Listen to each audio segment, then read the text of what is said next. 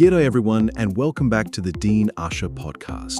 I'm Alex. And I'm Ben. Today we're tackling a problem every blogger, content creator, and small business owner has faced: the curse of the boring stock photo. Exactly. You spend hours writing the perfect article, only to slap a generic photo on top that 10,000 other websites are already using.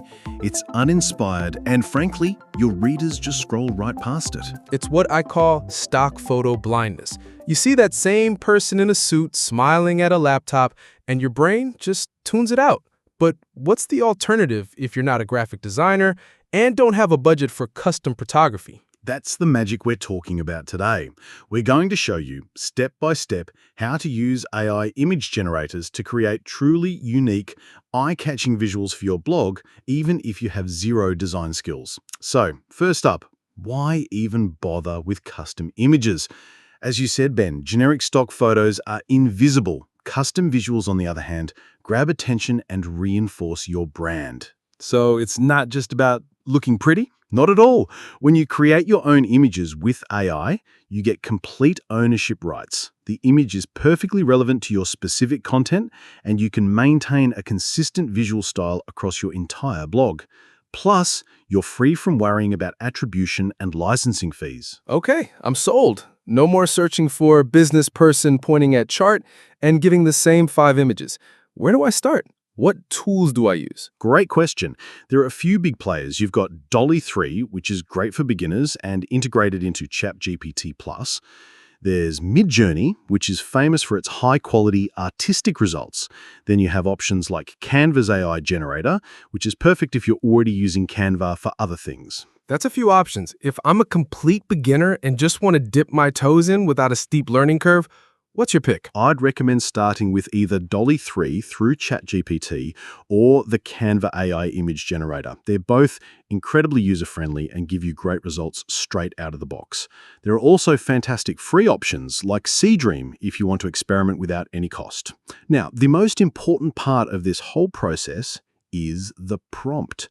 The secret to getting a great AI image is writing a clear, detailed prompt. Think of it like a recipe. The better the ingredients, the better the cake? Precisely. A good prompt usually has a few key elements: the subject, the setting, the artistic style, the lighting or mood, and the composition. Can you give me an example? Say for a travel blog post about hiking in New Zealand. Perfect. You could write something like, a backpacker standing on a mountain overlook at sunrise, looking at a vast landscape with lakes and forests below. Photorealistic style with warm golden lighting, mist rising from the valleys, shot from behind the person to show the view. Aspect ratio 16:9. Wow, that's specific. You're telling it the subject, the lighting, the style, even the camera angle and the final shape of the image. And that specificity is what gets you a unique, high-quality result instead of something generic. Okay, but what happens when it goes wrong? I've seen some AI images where people have 6 fingers or the text looks like a weird alien language. That's a common issue, especially with older models. For distorted features like hands, you can add phrases like high-quality, realistic features, detailed hands to your prompt. It often helps clean things up. And the text? Most generators still struggle with text. The best workflow is to generate the image without text first. Then use a simple tool like Canva to add your blog post title or any other text you need. It gives you a perfect result every time. That makes sense. Generate the art with the AI, then handle the text with the design tool.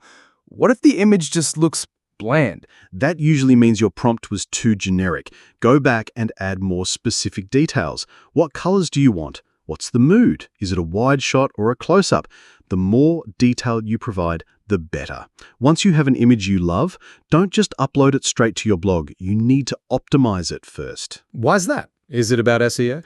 Partly. First, resize it. A typical blog header should be around 1200 to 1500 pixels wide. Any bigger is unnecessary. Second, compress the file using a tool like TinyPNG. This makes the file size smaller, which helps your page load faster. And yes, Google loves fast-loading pages. And I assume you should name the file something better than img1234.png? Absolutely. Name the file descriptively with your keywords like AI blog post images guide.jpg. And most importantly, always add alt text This describes the image for visually impaired readers and gives search engines more context about your content. This all sounds amazing, but I have to ask the big question. Is this all legal? Can I use these images from my business blog without getting into trouble? That's the million-dollar question right now. The legal landscape is still evolving. Generally, most AI tools grant you full usage rights for the images you create, even for commercial purposes. However, you can't copyright an image that was purely generated by AI without significant human creative input. So I can use it, but I don't technically own it in a copyright sense. In most cases, yes. The key takeaway is to always check the terms of service of the specific tool you're using, and some people recommend adding a small disclaimer that the images are AI generated, just to be transparent with your audience. So, once you've mastered the basics, you can start developing a unique visual style for your entire blog. How would you do that? Just keep using similar prompts? You can create a style prompt template. For example, you could decide that all your images will have a consistent flat design style with a teal and orange color palette and a clean white background. You just add that phrase to the end of every prompt you write. That's brilliant. So over time, your whole blog develops a cohesive, professional look that is instantly recognizable as yours. Exactly. You're not just creating images, you're building a visual brand identity. So, to wrap up, AI image generation is a powerful tool that lets anyone create stunning, unique visuals.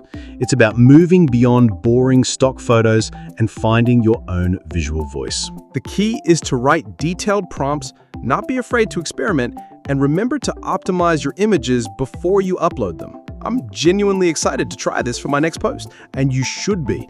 Our challenge to you watching is to try it out. For your very next blog post, create one custom image using these tips. Let us know how you go in the comments below. We'd love to see what you create.